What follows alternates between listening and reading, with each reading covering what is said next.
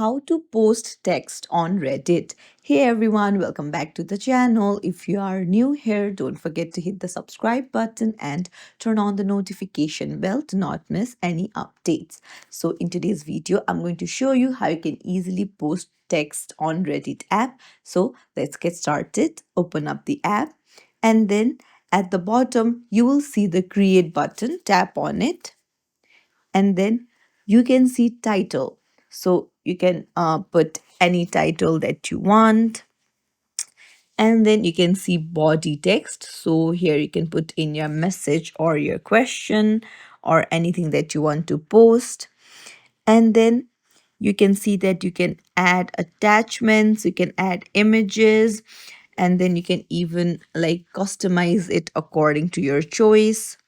I can make it bold, italic, put in a strike through. So you can just customize it. And then you can even put in hashtags.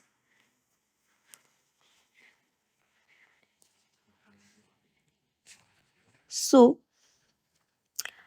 you need to select a community where you want to post it. So just tap on the community and then you can add more tags if you want to. So like this, like universal tags like spoiler, brand affiliate. And then you can tap on the post option in the top right.